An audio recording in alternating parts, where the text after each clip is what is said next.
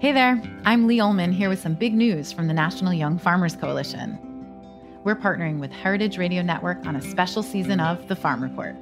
It's all about what's happening with the Farm Bill and how it impacts farmers and eaters. I am growing diversified vegetables on land that's been in our family for 150 years. And so with the pandemic, gentrification, property values going up, we had to sell the land and we lost it.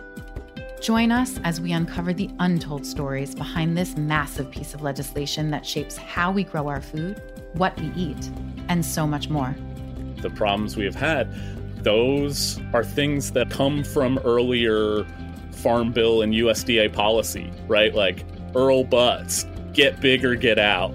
You know, it's my responsibility to know not only what I'm eating, but then like how that all came to be. And realize like, wow, like this piece of legislation, all this money, like it's technically something that I support as a taxpayer. While Congress debates the next Farm Bill, this is not just an invitation to listen. It's a call to action. Be part of the conversation. Subscribe to the Farm Report on Heritage Radio Network, wherever you listen to podcasts. You're listening to Heritage Radio Network. Since 2009, HRN podcasts have been exploring the wide world of food, beverage, and agriculture. Learn more at heritageradionetwork.org.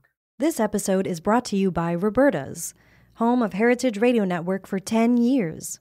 Learn more about Roberta's at robertaspizza.com. We talk about food, we talk about music, with musical dudes, finger on the pulse, snacky tunes. Hello and welcome to Snacky Tunes. I'm your host, Darren Bresnitz. We head to the Lone Star State, my second home, Austin, Texas, to chat with Tracy Malachek Ezekiel and Arjav Ezekiel, the co-owners of Birdie's, one of the top restaurants to emerge in the last few years. Their son, Remy, is also in the mix for the conversation, and they give us an up-to-date take on the local dining scene, how they have built a new model for a restaurant in Texas, and who gets to pick the playlist at their fine casual spot. And then we head deep into the archives. We're talking a decade for one of our favorite performances from singer-songwriter Cassandra Jenkins, who stopped by to talk about growing up in a musical family and played some songs from her latest album at the time, Play Till You Win. So please sit back, relax, and enjoy Snacky Tunes here on Heritage Radio Network.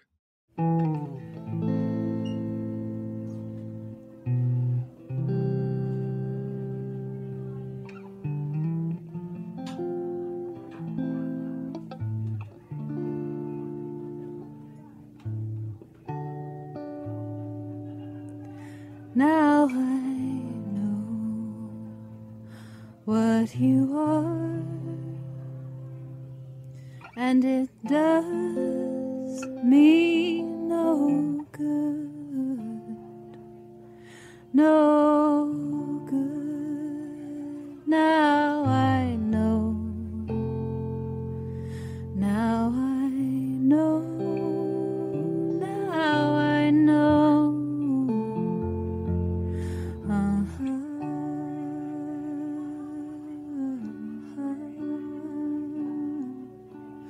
And it does me no good at all.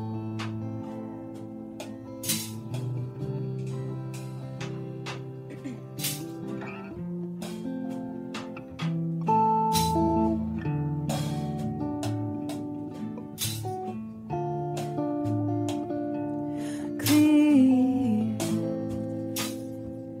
is the color, the color of hell, of hell. Clear, clear, clear.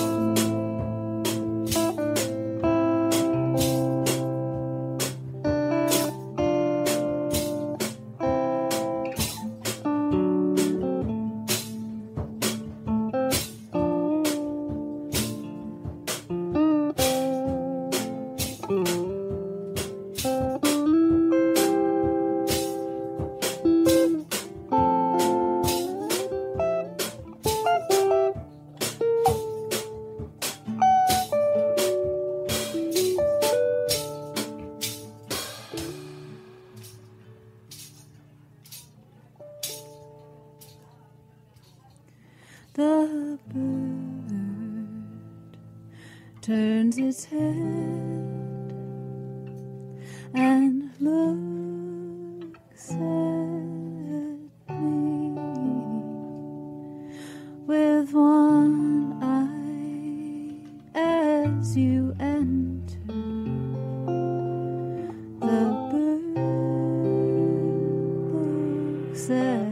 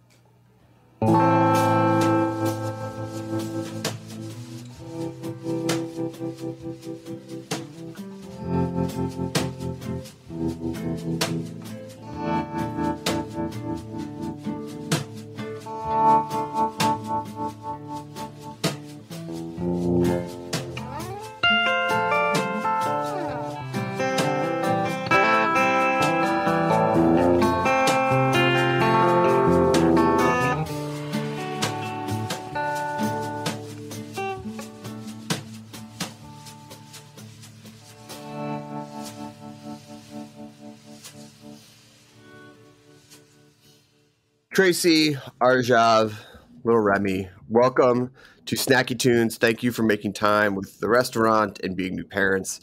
Really appreciate it. Welcome to the show. Thank you. Yeah, we're thrilled to be here. Big fans. Thank you. So used to live in Austin, huge fan of the culinary scene, but it's been a minute since we've had someone from the city on the show. Can you give us a little bit of perspective? What's the local scene like? Yeah, I think it's a really exciting time to be in Austin. You know, I think the national news media has been really captivated by what's going on with tech moving here. Sure. What's happened in the restaurant industry. It's been really like an exciting 4 or 5 years here. I think there are restaurants that are kind of pushing the envelope with what they're doing with their business models. And I think that includes us to some degree. But I think it's a really exciting time to eat here.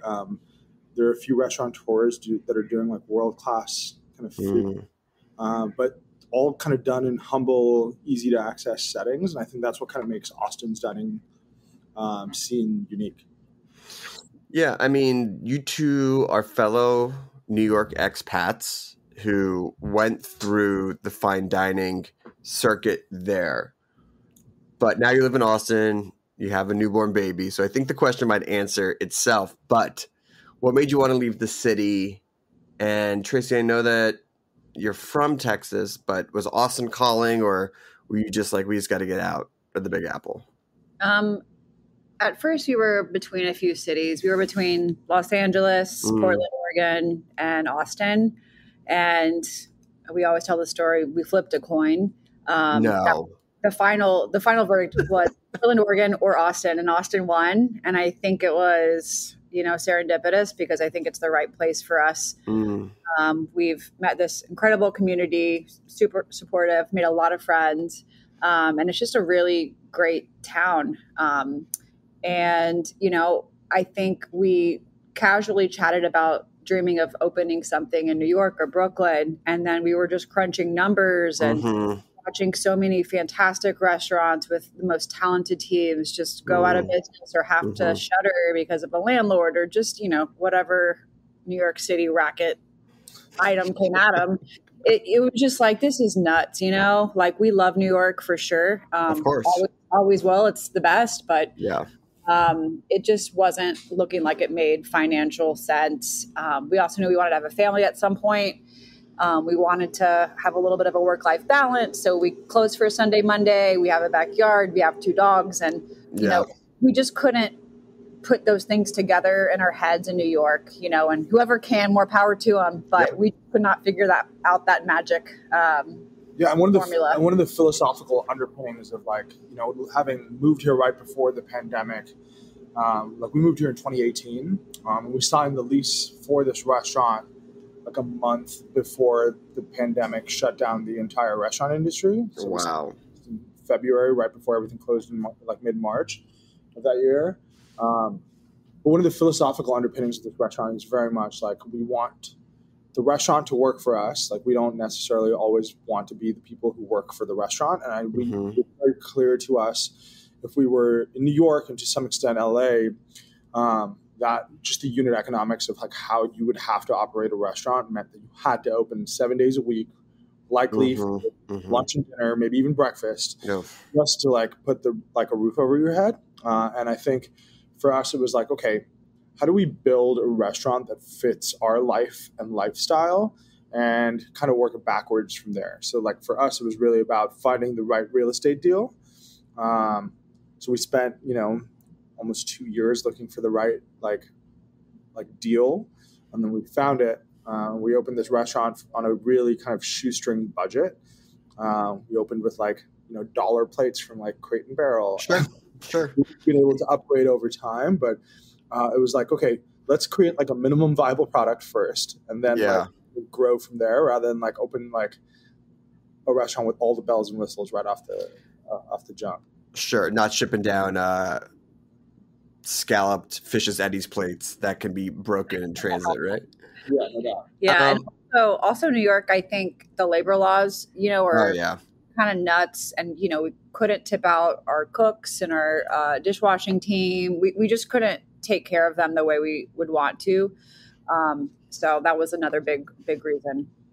Now, you two met at Untitled, which was, I would say, a harbinger of things to come, of restaurants and things like that, of opening up in museums and hotels and things like that. But beyond that shift in the restaurant opening, how did you two actually meet at the restaurant? And did you guys know? Tell the story. I'm not telling it. I want to hear it. Come on. You want to tell him? Yeah, well, we met initially. Our job was a captain and I was a sous chef, and we were kind of friends. And then he got promoted to manager, and we both, so Untitled was in the meatpacking district, the base of the Whitney Museum. We both lived in the East Village. So once we both were on the closing shift, we'd be closing manager. So we'd get out late, we'd take the L train home or walk across town. And, some nights you'd be like, oh, you want to grab a Negroni, after service. And we just became friends. And we'd actually always joke we would split at the halal cart on, was it first? And be like, see you tomorrow, But there was one night we were grabbing Negronis at a dive right by Thompson Square Park. Yeah. And I was like, I think we're really in line professionally. I think someday we should open a restaurant together. I think it would be really great. And, I do the back, you do the front, and it would be awesome. And our job was like, what else we should do together? And I was like, what? And he was like, we should get married. And I said, excuse me? This is like before we'd gone on our first date. I was going to say, also, you led with the business proposals, usually the other way around. I mean, he just was blazing and had that liquid confidence. And so that kind of became like the start of our, is this going to be more, than friends relationship? Oh, my God. We've been married for almost 5 years and a baby. So, wow. Well, how did you take that step then to actual business partners? Because it is one thing to have Negronis and to dream and to think. It's quite another thing to say, we're going to actually put our lives together financially as well. Well, I think once we started dating, it was kind of like one of those like New York accelerants where you're like, okay, I have to like save money on rent. So we kind of jumped into it we moved in with each other just under a year after we started dating. And then I think like we got, engaged like right around year 2 of our dating cycle. And we were like, okay, we're engaged. Like what's the next kind of natural step here? We were in like a tiny like shoebox apartment in Brooklyn. And I think we just kind of gotten to the tipping point, right? I think we'd been there. Tracy'd been there a long time. I was in DC before that. But we just kind of gotten to a tipping point where we're like, okay, we're ready to settle down. We're ready to we've made this commitment to each other. Let's think about where we want to go and like what we would do if we went there. And I think we started putting together some like broad stroke ideas on like the restaurant we'd want to open. Made a bad business plan. It was a good business plan. It was just like very different than what we did. Right. Like I a long ways away. I don't know if our numbers were. Yeah, it was just actually a totally different concept. Totally different concept. Initially it was like it was going to be like a Gramercy Tavern Italian of Austin or something. I mean, well, given where you're working, when you're met, and being in New York, that makes sense because you're like, well, I'm just going to recreate the mold just in sort of my shape. Right. And who doesn't love something off the grill and with cocktails? Oh yeah.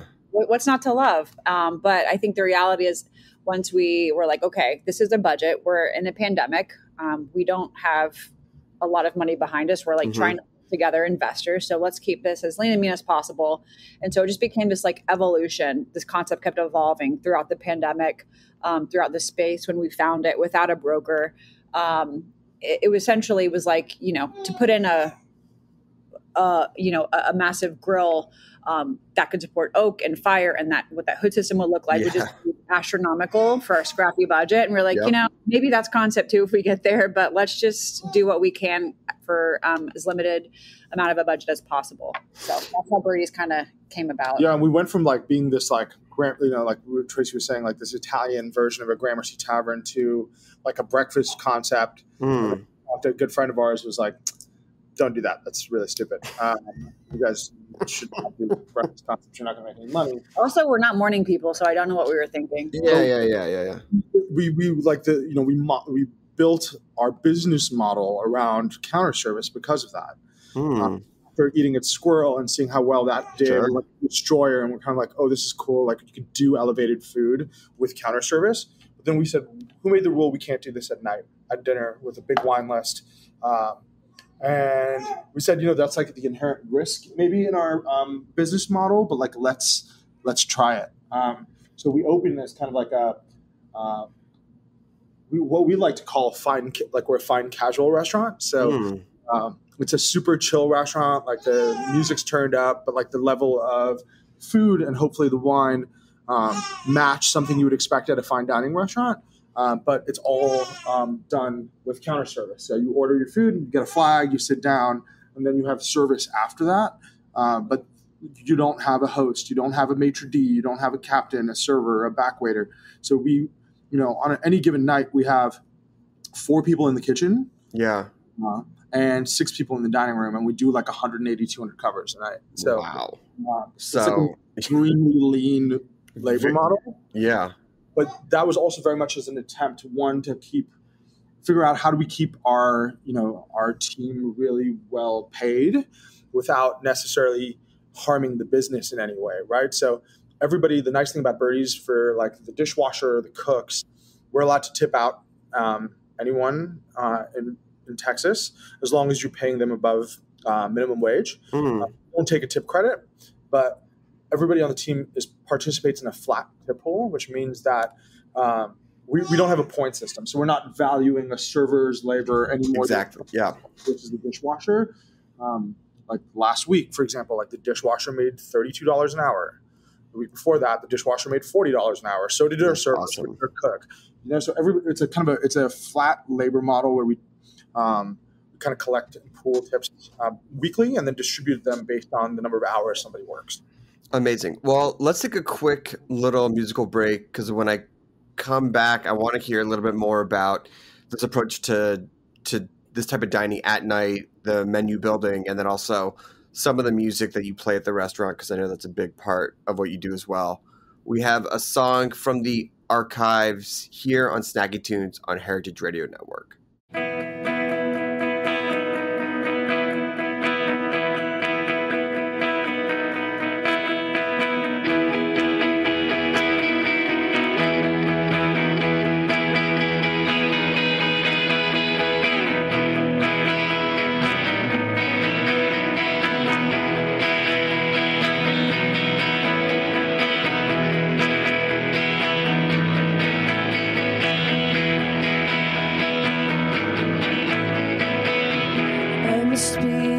Different haze, floating in water and fading away, touching the sky for once in my life. Heaven can wait, but not tonight. Even in the window of things that I lack. Wherever I go with you now. Some say dreaming is a waste of time. I've got nothing else in my life. Oh, honey. Oh, honey. Oh, honey. Oh, honey.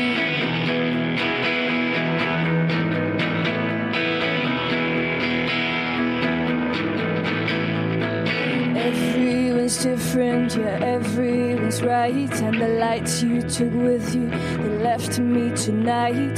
Surfing down colors and rivers of blood. And the sun making shapes in my head. Some say dreaming is a waste of time. I can't get you out of my mind. Oh, honey. Oh, honey. Oh, honey. Oh, honey.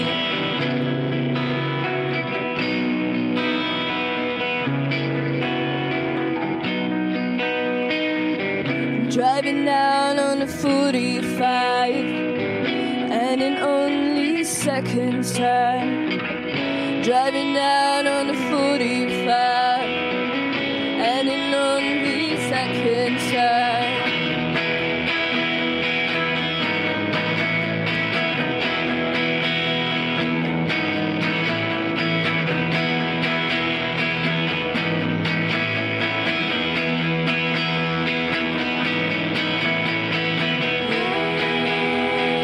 Oh, honey. Oh, honey. Oh, honey. Oh, honey.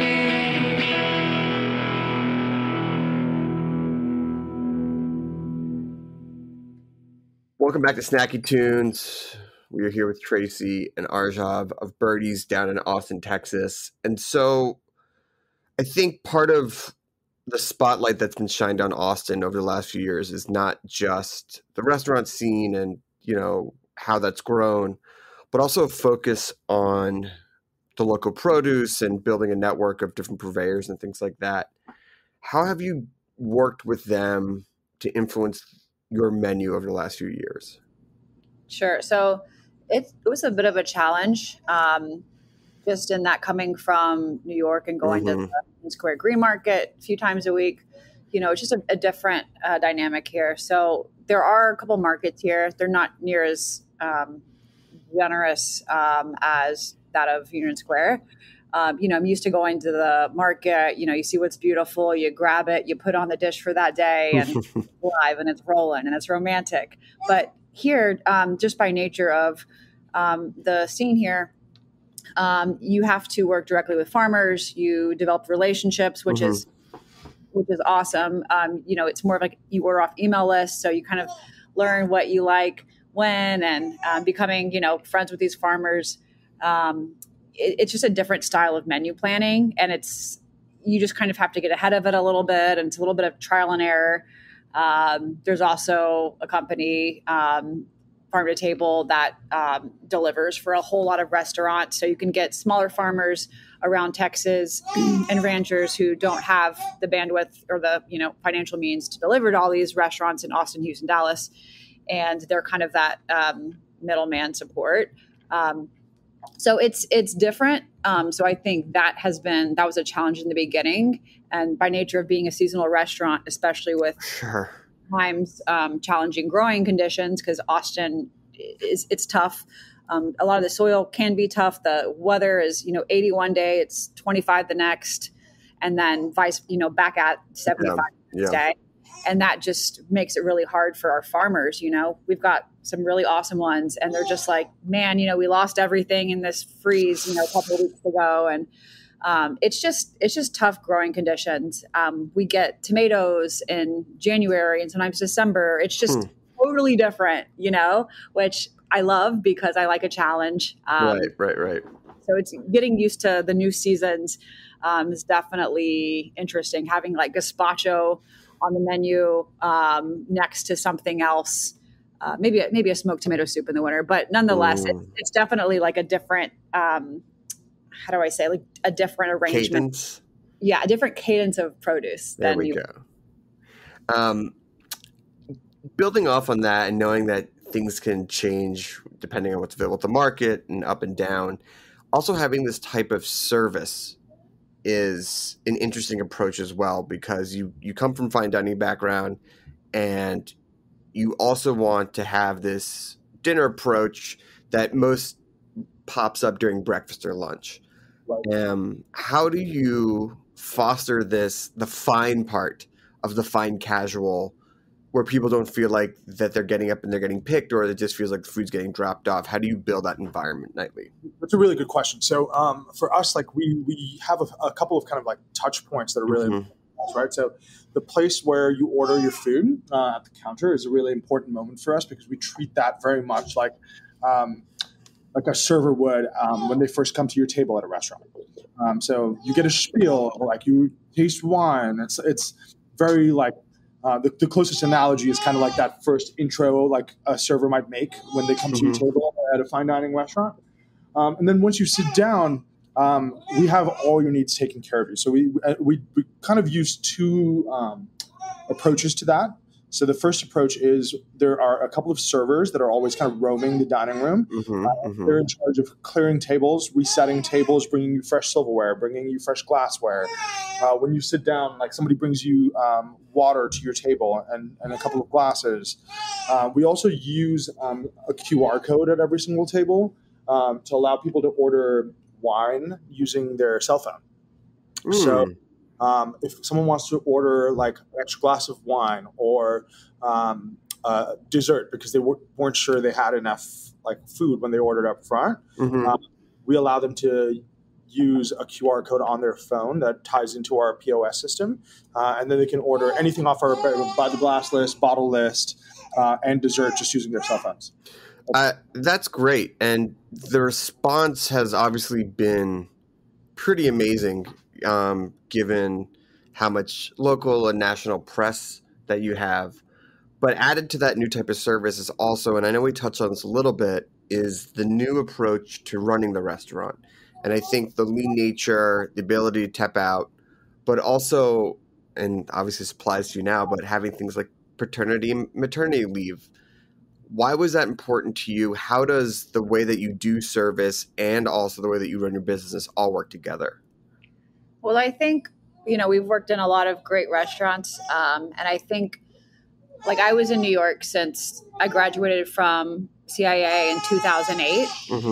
And I kind of saw, I guess, a little bit of the old generation restaurants and how they worked. It's just, a different mentality and a different style in many different areas. But I guess overall, we took from the things we loved from our restaurant experience and then left the things we didn't love. And we just said, you know what, we just want to create the space we want. And Texas is kind of like the Wild West. You can do a lot as a entrepreneur. I think that's why so many are attracted to come here. And so it's been empowering to be able to kind of just create the model we want and take care of our team the way we want to. We also provide a month of paid time off a year. We do a couple weeks in the summer for our summer break, and then a couple weeks over the holidays in the winter.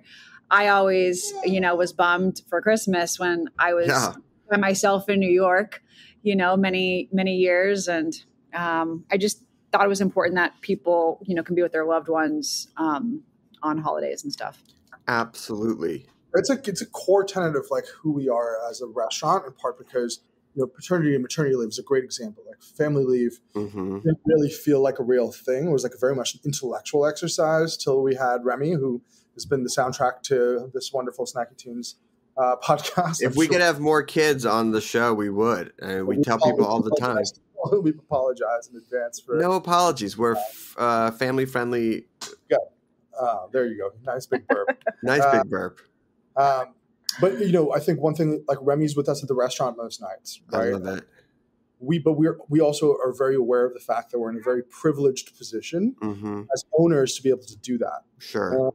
It became very clear to us that in the absence of subsidized childcare, it's a very, very hard for people, young people, however old they are, to take that time that's so important after you have a baby to bond, build a family, all those things. And it's impossible for me now with Remy to think about how I could imagine building something that I thought of as a career in an industry that didn't allow for that. So for us, it's really about continuing to be a voice. And I should say there are a lot of people doing really interesting, innovative things in this space now. But our goal at the end of the day is to continue to professionalize this industry and continue to be a place where people can come, develop. We have really high expectations for our team. We give a lot, but we also ask a lot. But like anything, it has to be a two-way street. Our team puts a lot of energy and effort into their work every day, so it only feels fair for us to reward them with, mental health care, so that they have access to cheap, affordable therapy services if they need it. And it's part of this industry. It should be part of this industry, but. I think when we started off, and Trace and I were talking about this restaurant concept, and the reason we ended up with counter service is it was really important for us to be a healthy, profitable business, so we could do those things, right? I think a lot of times, and this was always my impression, I don't have any hard evidence to back this up, but in New York or whatever, we talked about the toxic restaurant culture that is sure. a time now, right?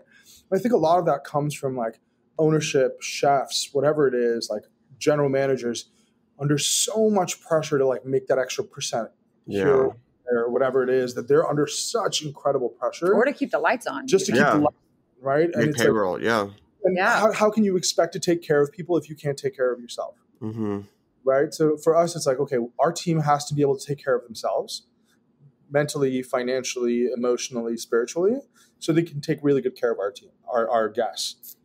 So it's very much that kind of approach, and we try as much as we can to meet our team where they are. But also it's a helpful thing for the business, right? It helps with retention. It helps.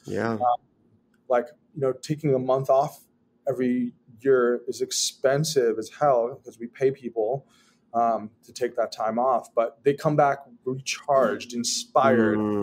The idea that they come back with ideas that'll generate the revenue that maybe it cost us to send them away, right? So it's those that we give our management team an educational bonus so that they can use on travel if they want to on those vacations. So we'll pay for your ticket to go to France and study winemaking, whatever. But then we expect you to come back and share some of those lessons with the team. So obviously been open for 2 years. And this is a new type of approach. Not even quite 2 years. Not even quite. It's a little under 2 years. A little under. What's the learning curve been on this type of approach? What have you had to adjust? Our expectations. I think we have we try to have a really positive outlook. To be totally honest, I think coming from New York where everyone's kind of intense, I think some people are you guys are intense. And we're what? We're relaxed. No, it's the thing. It's the thing when you start coming west, people are huh. Okay. I'm I'm not even in the top 10 most intense people I know. So it's a little different, mentality. But we do have a fantastic team, and personally, the biggest challenge and thing I've been surprised with was it wasn't even opening the restaurant because, you're trained to open a restaurant as a restaurant professional by studying with these, fantastic mentors throughout the years. So I think the restaurant opening was relatively easy in the scheme of things. It was, for me, it was getting pregnant. Full transparency, we did IVF for a time and did fertility stuff, a lot of failed procedures and, a lot of medicine they put you on that makes it also challenging, Very running tough. a restaurant. And then once I got pregnant, which was like truly a miracle, I got extraordinarily sick. So not for 3 months, for like all 9 months. Not just like a little thing here and there. It was debilitating. I could like barely stand up some nights at the pass. I changed the menu. I took off all fried items because I couldn't smell the fry oil. I was wearing a 95 mask even when COVID, You're like, sorry guys, no fries, nothing. Yeah. I mean, I was relying on like my sous chef to taste pastas because I literally, I couldn't. I physically would like have to go to the bathroom. And that I think was the biggest challenge because I couldn't get out of bed for most of the day. Our job would have to take on my responsibilities, or, we got short of this. Where are we going to get this? Bart from our friend's restaurant. Okay. Can you go get it? I can't, I'm literally like, could hardly have a conversation in bed. Right. So I think, and not being prepared for that, not having a game plan for that, that would really knocked us on our socks. And, our team just, thankfully they were amazing. They stepped up, they did extra, they, had our backs, because that was extraordinarily, that was probably the hardest time of my life. Yeah, I think it was hard on like us as a couple. It was hard on us as a restaurant. Sure. Individually. And I think like, obviously now we're on the other side of it and it was all worth it. But like there were days we had a line like down the block out the front door. And like I was shooting Tracy up with her medications, and like in the bathrooms in the middle of service, like we stopped the line because like you have to do when you're doing IVF, those have to happen at a certain time. And like I'm literally, we're in the bathroom, like administering those like medications in the middle of service. So, I think the thing I learned a lot about Tracy was that like, she's definitely the most strong, like person I've ever been around. And I've been around a lot of strong people in my life. And it kind of gives you a sense as to like, how lucky you are too, to like be with someone you can like ride and do all this stuff with, as hard as it is. I think, that was certainly like a really hard chapter for us. I think the other thing that maybe caught us off guard wasn't hard. It was just like a matter of adapting and learning. Was we never expected to be as busy as we are. Like I think maybe people have this like impression that like they did this like counter service thing just so they had a line. Like we never thought we'd have a line. We thought maybe we'd have like 3 people deep, right? Like to come eat dinner. And like we just never thought we would be as busy of a restaurant as we are. Like even my best case projections before we opened, like we doubled that last year, right? Wow. So I think that was very much like a moment where we had to say, hey, like Tracy and I sat down, we were like, we have to change. Like the restaurant that we thought of in our head, like we're no longer that restaurant. We're no longer just like a neighborhood casual restaurant. Like there was a couple that flew in from Norway just to eat at Birdie's, and they flew back like the next night. And like and that was the night where Tracy and I sat down. We're like, I think it's okay for us to say that like people are driving across the city to come to us. People are flying in to come eat like at Birdie's, because we're doing something maybe that's a little bit different than most people have seen at a restaurant. And like, it's okay. Like we can say that to ourselves without being dicks. We're not like full of ourselves just because we say like people are like traveling to eat here. And I think both of us wanted to put ourselves in a place where like, we don't want to talk about some of this stuff. It's like crazy that this is all happening because it very much was. But the second we started acknowledging some of that, we changed some of our systems. Like we created more SOPs. We made it easier for like our management team to like operate the restaurant when we weren't here. And that's taken time, but Tracy and I sat down for dinner for the first time at our restaurant a month ago. Wow. With or without Remy? With Remy. Of course. I mean, that's what an incredible thing to have and to see him and to have the restaurant. And it's a beautiful thing. And it speaks testament to like what you've built and what you've been able to do. And I know that you say, maybe you don't think of yourself as a neighborhood restaurant, but I have found that, look, you've gotten a lot of great awards, people are coming in, but the restaurants that do last are the ones that have that, at least in the core, like the idea of serving the neighborhood and like being part of the community. Our regulars are part of our family. I think like they were part of our journey with Remy too. Like there's so many of our regulars who brought Remy like clothes and like created like custom Birdie's gear for them. And like, we were just incredibly lucky to have like this community, not just of the guests that walk in and the people who work here, but the broader restaurant community in Austin is what is maybe the most, I'll go as far as to say the most collaborative, genuinely like excited restaurant community I've ever been around. There's no sense of competitiveness here. There's very much a sense that every, like, you know, rising tide lifts all ships.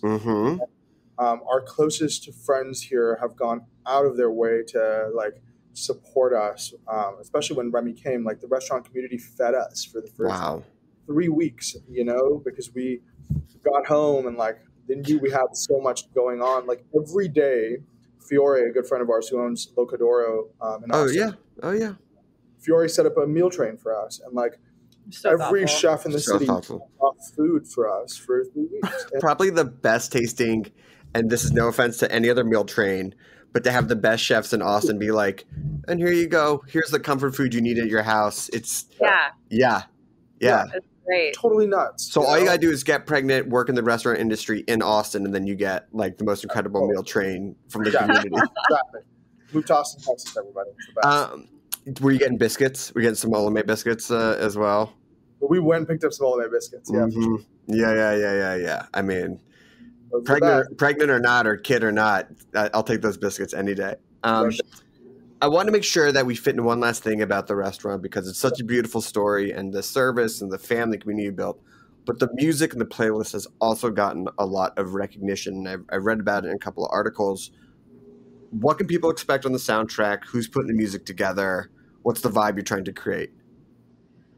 I think, well, I do the playlist mostly. I used to be really into music before I started cooking. I started cooking, kind of late at like 22. I, just played soccer as a kid, went to college, and went to a lot of shows, like a lot of like indie rock and like local bands and some like small punk rock bands kind of music. And I always just love the spirit, the aliveness of that. And I think I took, like, I'll make playlists that are like different chapters of my life. Like I've got like late 90s, early 2000s, early 90s R&B, like I would listen to in 7th grade getting ready for school. And so I just I think it is personal, the playlist, because it's like a chapter or a moment of life, or sometimes we'll play whole albums just depending on the weather outside. So it does feel personal. It feels like you're coming to our house, for a dinner party. And I think that the music, sometimes it is a little loud. And I think whenever we open, people in Austin weren't always used to that. I think in New York, there's a lot of fun, loud restaurants. But Austin, I think we were pretty early on there. I think Buffalina. Yeah, Buffalina. I love Buffalina. Yeah. Awesome. But yeah, I just kind of want the playlist to kind of starts a little chill at 4:30 and then progresses throughout the night to be more lively on Friday, Saturdays. There's definitely maybe a little bit more of like a dancey kind of vibe. It just depends on the weather and like, and also who's what you're feeling. At the restaurant. Yeah. I think like sometimes the early crowd is like people my parents' age. And like, for me, like music is about nostalgia as much as anything else. Right. So it's like listening to the Beatles and the Mamas and the Papas, like that reminds me of like my parents. So like we'll play like the Beatles and the Mamas and the Papas sometimes early on, even though it's like maybe not the coolest thing to listen to, but it makes the people who are eating here feel nostalgic and feel special. And I think nostalgia and music are like, for me, like that's the thing that about music I love the most, is kind of reminds me also, like Tracy, like different chapters of my life, whether it was like moving to America or like, the first 5 years we were here and like what we listened, like the stuff we listened to while we were in India. It always like those are the soundtracks of like our life as much as anything else. And so we change our music a lot. And like the only thing Tracy and I really argue about at work is the music, because I'll want to play something versus she'll want to play something. And they'll be like in the way wrong order. And we'll just like, old married couple at the past fighting over the iPad selection. Like, no, that's the wrong vibe right now. No. Well, listen, if that's the only thing you're fighting over, then I would say a testament to your success and approach. If people want to come to Birdie's, they want to follow along with everything, and what you're up to. Where can they go? How can they follow along? Yeah, so we don't have a phone number. We do have a website, and that's birdiesaustin.com. And if you want to communicate with us, Instagram's the best way. Birdie's Austin on Instagram. Awesome. Awesome. Well, listen, thank you so much, Remy, you cutie. Is he sleeping? Yeah, he's taking a little nap. Oh my God. So cute. You know, he is the first baby to fall asleep in the middle of an interview here. So it says, I say we did a great job.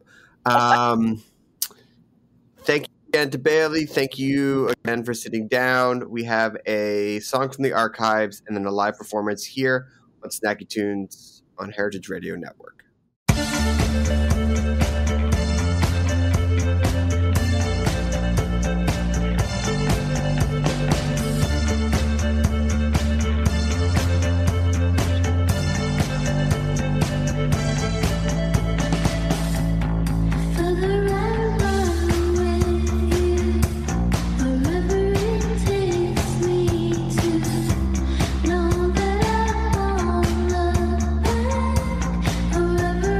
All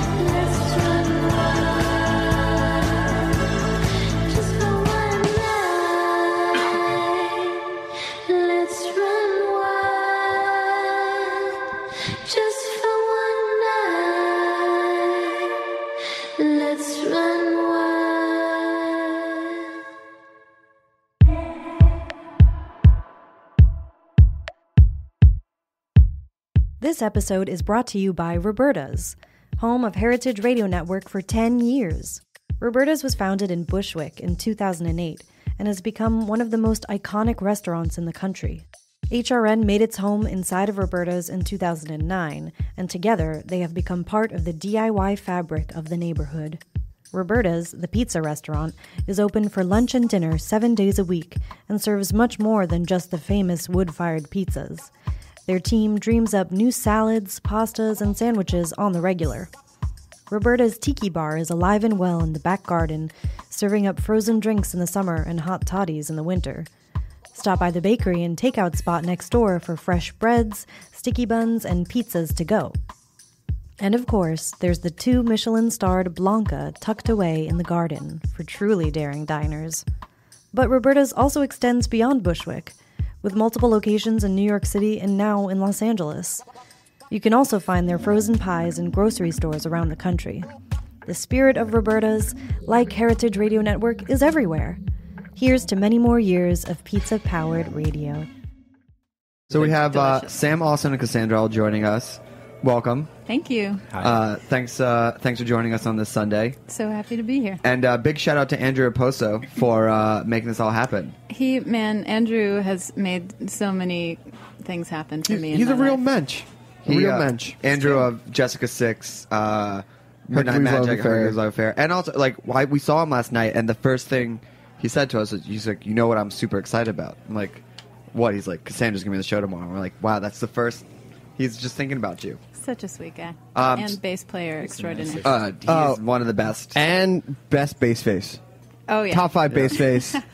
Just especially when they were doing the fully mixed Hercules Love Affair sets, and he was doing the transitions, and he was conducting with his face. Oh my God. Man, that was before my time. Was it? Yep.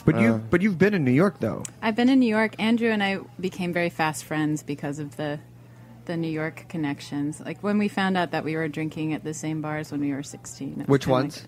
Well, the Abbey Pub is a great place to go before you're 21. Blue and Gold is good too. Yep. Yeah. Cherry Bar on 6th. Yeah.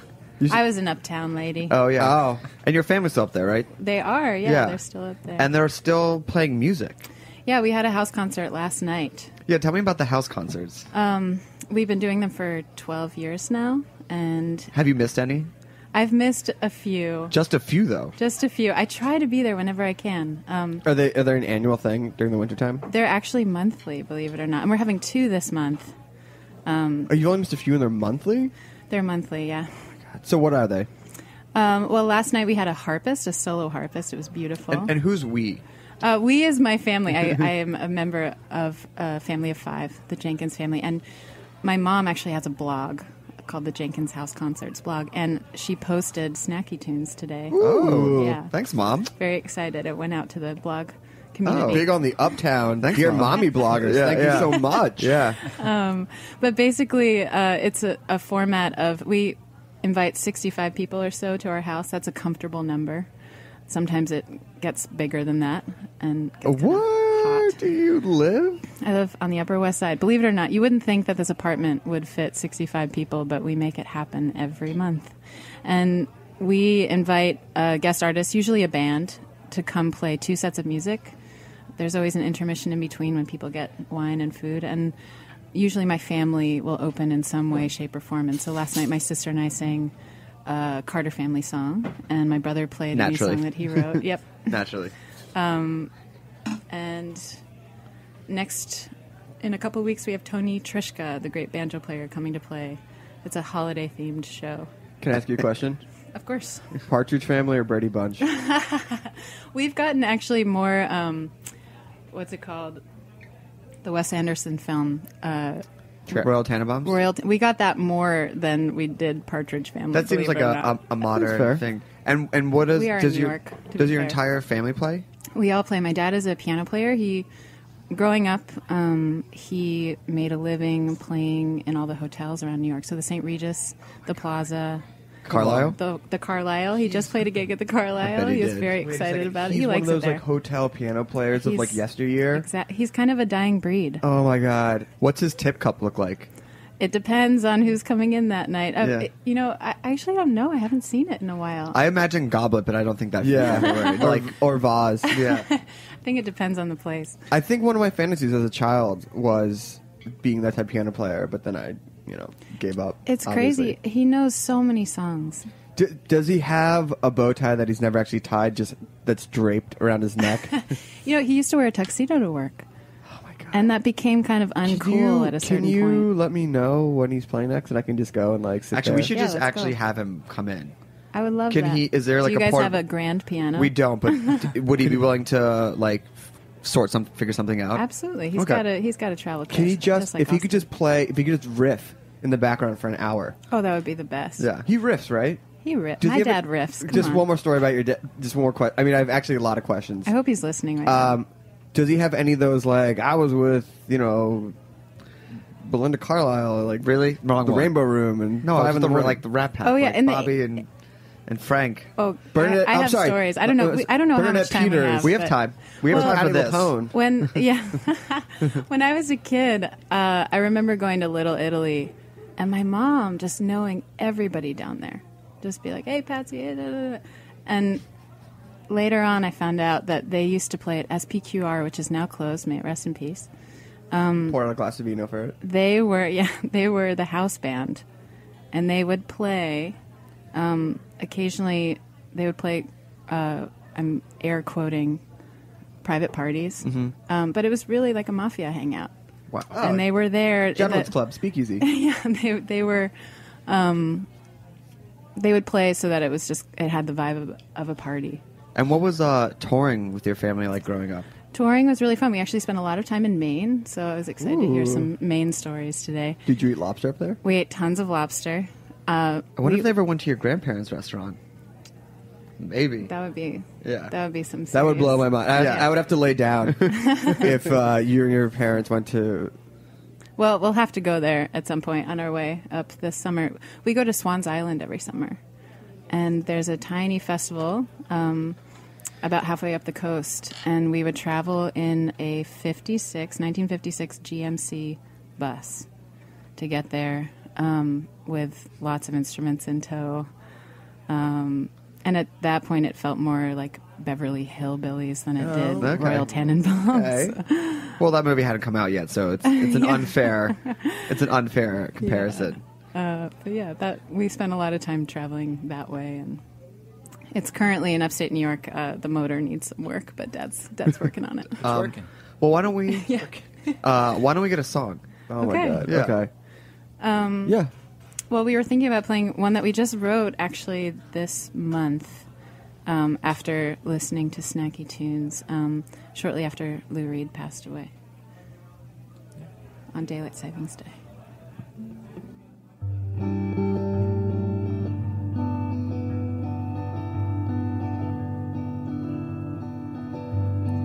I believe in the perfect day in the stardust of a melody. This day is a perfect day. Leaves fall in time with the song.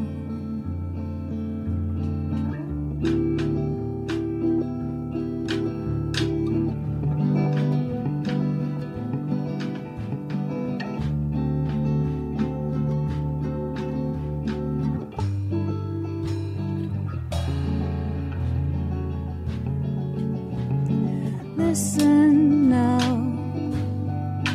can you hear it playing through the walls? Keeps me hanging on.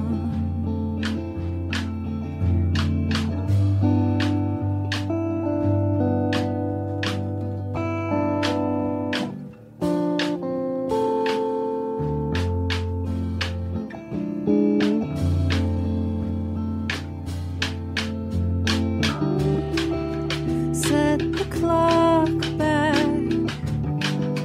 save the daylight. One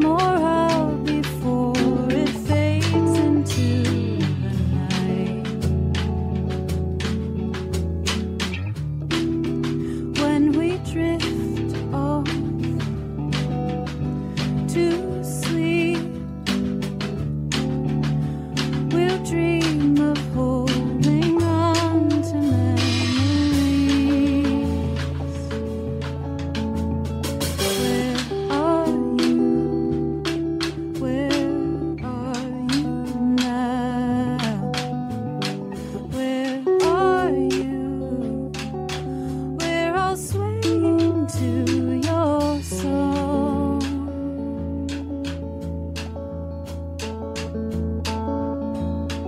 Oh, oh,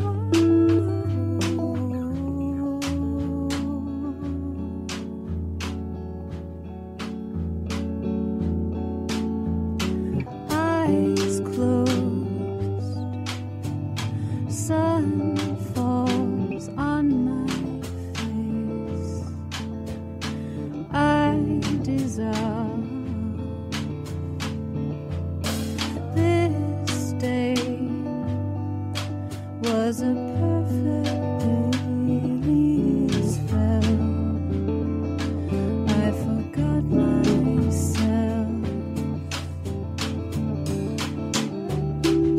Set the clock back, save the daylight.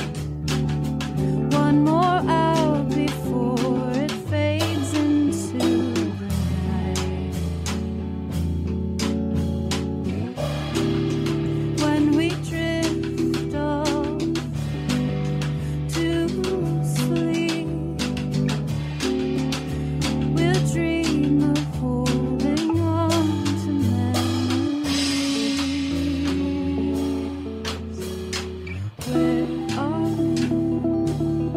Where are you now? Where are you? We're all swaying to your song.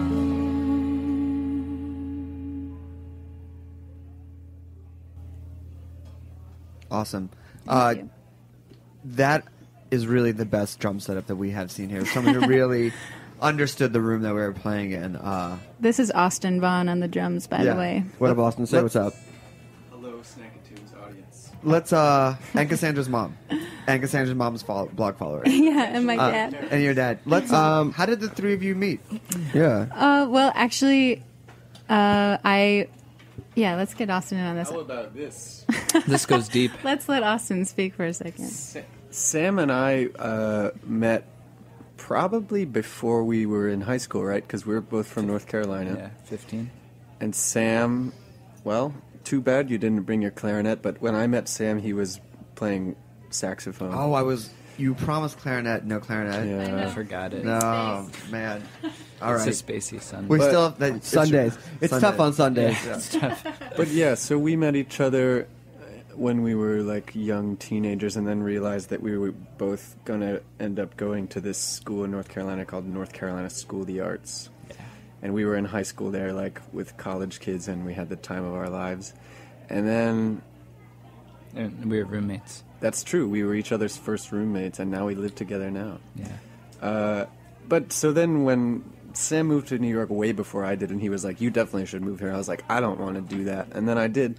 And then I met Cassandra through a guy named Jonathan Rosen, who is brothers with a guy named Michael Rosen, who's in a band called Ice Water.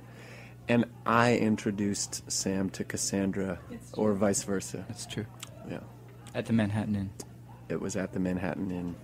Who also has a piano player from time to time. They do, like very much like my dad. Yeah, has your dad actually. ever been there? No, I really want to get him a gig there, Yeah. but yeah. It would make the story. It would like add another layer to the story you just told. Let's add that layer. Yeah, let's add that layer. Dad, if you're listening, let's add the layer. Yeah, there's some really good music happening at the Manhattan Inn these days. And shout out to Brooke, who is one of the founders, like an old friend of ours who started Glassland Gallery. Cool. She's cool. amazing. Yeah. And she just had a kid. She did have a kid. That baby is cute up on the Instagram. Yeah. Up. What? I was giving Austin a little thumbs up. Yeah. Yeah. You know, That was a good. I used to have a radio show. I had multiple radio shows in college. Oh yeah. So I don't know how. He's a radio man. The mic So now, when the three of you met, how did it kind of transform to what we're looking at here? That's a good question. Yeah, when did three become one? Can I collaboration? Yeah. Austin introduced us at the Manhattan Inn. It was a Greg Saunier solo drums night, and we were all there hanging out, appreciating the music. And what is solo drums? Solo. Austin, you want to show us what solo drums is? It's when you play alone.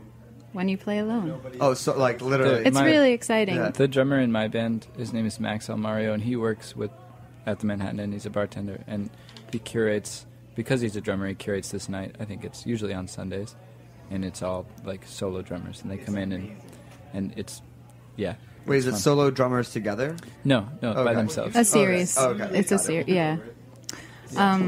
But shortly thereafter, I went to go see Celestial Shore, Sam's band, at Glasslands, and we were all hanging out outside, and Austin looked at the two of us and he said, you guys, you should collaborate. I think that'd be good. And Sam's response was, oh, there will be collaboration. With full confidence, and here we are today. Wow. That's a bold It was bold. I loved that. It's a good line. That was before we were dating. Yep. Yeah. Oh, no. You guys are dating? Yeah, let's add that layer. Yeah. Oh. You need lines like that. So there's a lot of collaboration going on. There's a lot. Yeah, Sam and I have been dating ever since, actually. And Was it that line? Yep. That line kind of did it for me. Yep. Really? Yeah. It was like firework. And not to mention that I was also going to see Sam play guitar, and that did it for me too. Hey, note to listeners: dudes in bands get girls. You heard it here first on Snacky Tunes. Either pick up Go a guitar. get that guitar right now. Yeah, pick up a chef's knife. Yep. Get some girls. He's a good cook too. Do you? What do you guys cook together? Well, Austin and Sam have a really great dish that they made for me early on. Okay, well, No, that's overused. Let's talk about another No. dish. Whoa. What's this dish? Yeah. Well, actually, see, I hesitate because we used it. My band did an interview with Brooklyn Magazine, and they do this thing where you're given a budget of $20 and you have to cook, and they take pictures and interview you while you're doing it. Well, look, here's the deal. No Have one's you heard listening of to this? this show, so you can talk about that. Well, Everyone's anyway, listening if to you this are show. listening, it's a cool thing What's in the the dish? Brooklyn Magazine. It's nachos, but it's kale quinoa nachos And chicken. How and do you chicken. feel Well, about you that? can optional chicken thing. for the veg. Yeah, so you just like have a layer of, you make your own corn tortilla nachos, and then you put quinoa with red quinoa with black beans, garlic, and then you kind of throw that on top of the nachos, and then put kale, and then put it in the oven, and the kale gets crispy, and the nachos are crispy, and it's like this kale sandwich thing. And then you put sriracha on it. Of course. Yeah, Of course. Get sriracha while you can. it's good. You guys all know about that, right? Yeah. Oh, it's yeah. Crazy. It's crazy. Is it closed down or is it just closed down temporarily? I think it's temporary. I think it's temporary. They're still selling it super There's hard at the fair. there's too much money to be made in sriracha for it to close down fully. I got so much money in sriracha stock right now that I'm nervous. But why don't we hear another song? Okay. Okay. What are you guys gonna play? What do you want to do? Well, I was going to say, if we were going to talk about one of my favorite recipes, we call it rabbit food, and it's some kind of like muesli creation. It's the best. It's really delicious and healthy. But we're going to play a song called Rabbit Oh. that we wrote this summer. It was my first collaboration with Sam. And Austin plays drum on our recording of it. Okay. Ready? Are you there, Austin? Okay, ready? It's also an adaptation of a Wallace Stevens poem.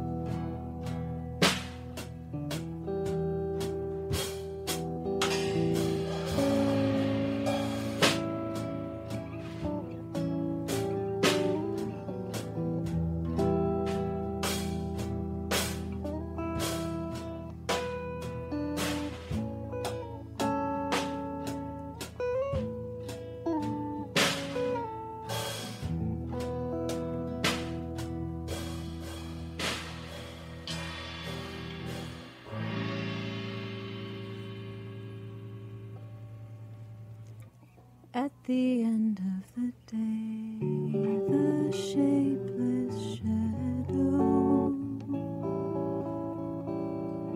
shadow covers the sun. Nothing is left, and nothing is left except the light, except the light on your face.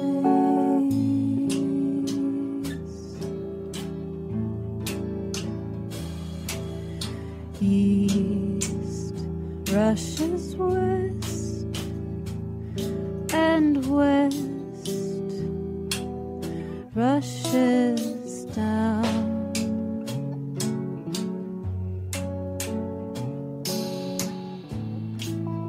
Feel that the light of the whole of the wideness of night is for you.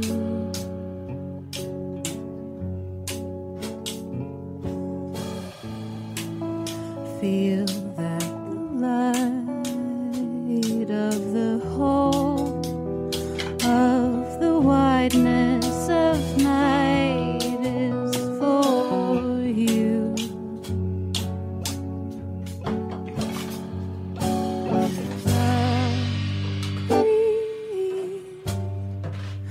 For the king of the ghosts, the king.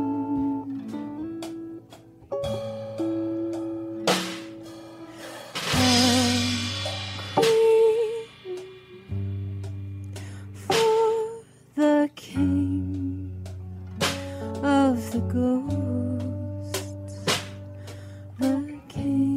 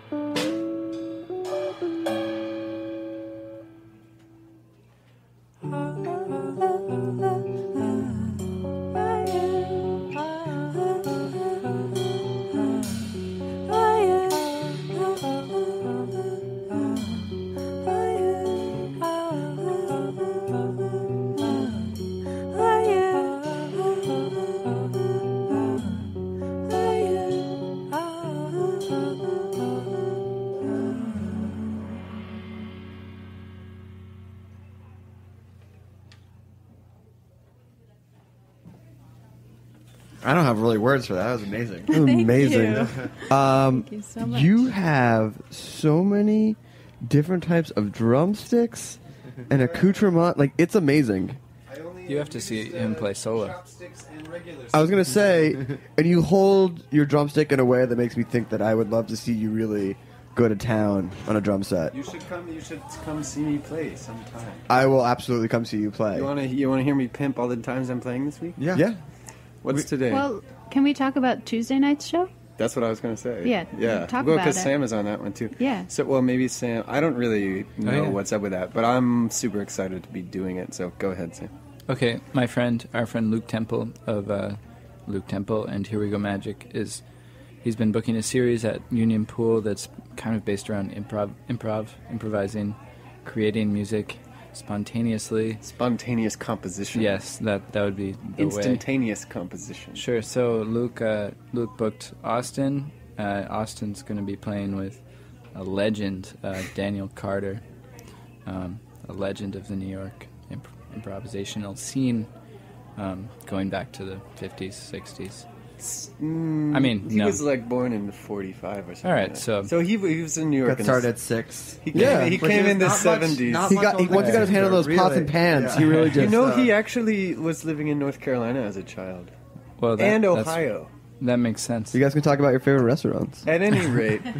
So Austin's I'm playing a duo with him, with Daniel Carter. and I'm playing I'll be actually playing clarinet on this show with Jason. As long as you remember it, right? Yes, remember it. With Jason Nazary, who's another great drummer of this band, Little Women, and some other great friends. Are there any women in Little Women? No, of course not. No, but not. have you seen this band? No. Are they all really big dudes? They're all pretty big. They're not big. They're not big. Well, They're from Brooklyn? I mean, they're not like Alright, your they're big. average skinny tall guy in a band. Little Women is the best band in Brooklyn. Whoa. I second that opinion. Oh, but I guess Darius lives in Queens. They're the best band in New York. Ooh. Drop the mic. That's a big, these are expensive mics You to drop. heard it here on Snacky Tunes. Yeah. All And- 5 of you. And for the 3 of you, when are you playing next?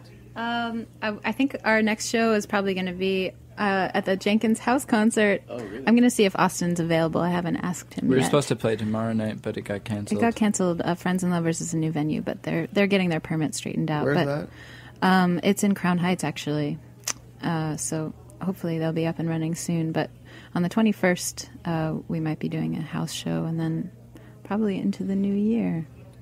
And what's next for you guys after shows? After shows, we just recorded the song that we played first. And I would like to... I'm working on writing songs for a full-length album I'm hoping to record and have done by the spring and summer. Ooh. And is it just you writing, or is there outside influence? I write a lot of my own songs. Sam and I have been writing together a lot. And I love also taking on the songs of other friends. A couple songs on my EP were written by friends of mine, and I love reinterpreting other people's music. So we'll see what happens when I put it all down on tape. And final question before we hear one more song. How do people get invited to your house jams? You can check out my mom's blog. My mom had a where blog it's at. long before I ever did. First wave. Did your mom teach you how to blog? She kind of did, actually. Oh my god, that's amazing. Yeah. Mom, I can't post this photo.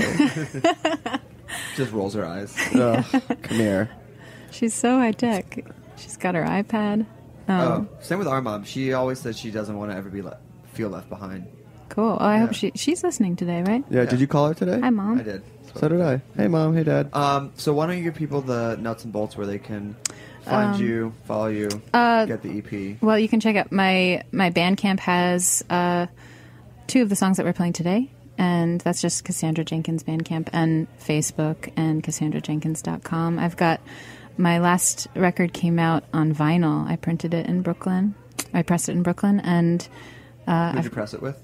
With a company that is unfortunately no longer. It's called EKS. and It's fortunate that they're no longer. they owe us some money.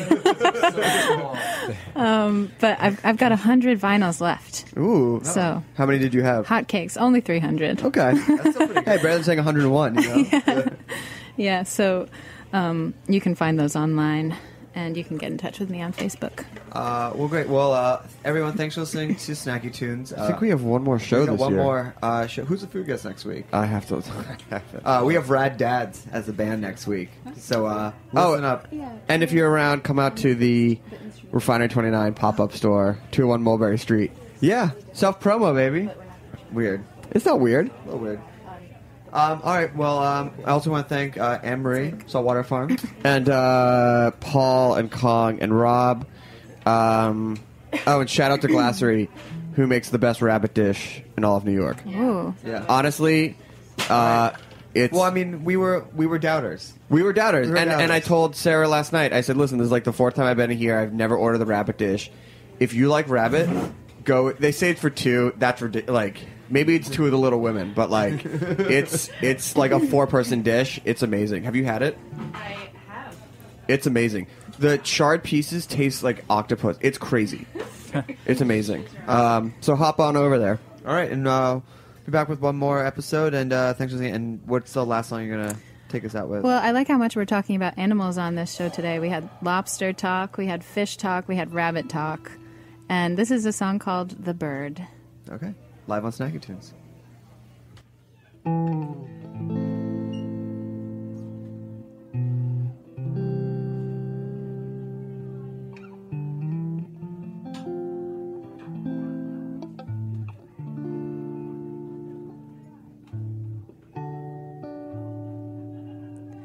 Now I know what you are,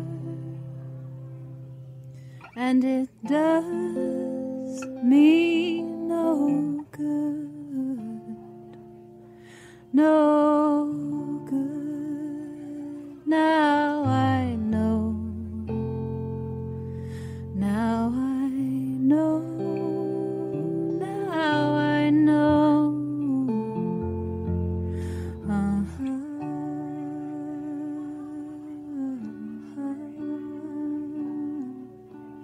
And it does me no good at all.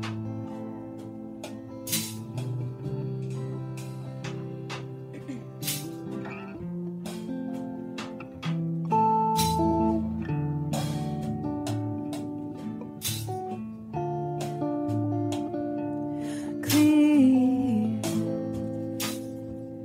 is the color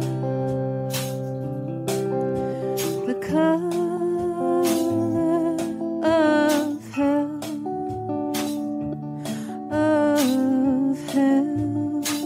clear,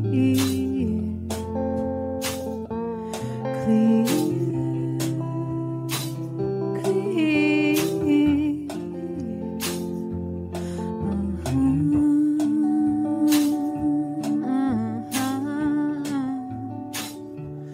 And it does me no good at all.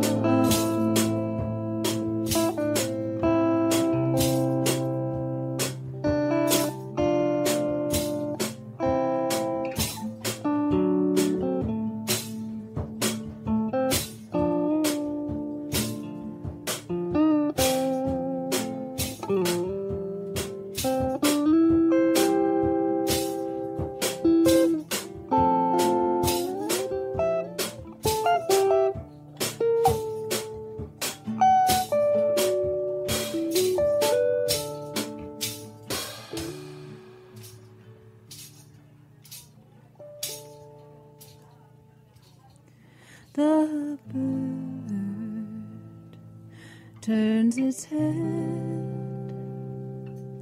and looks at me with one eye as you enter. The bird looks at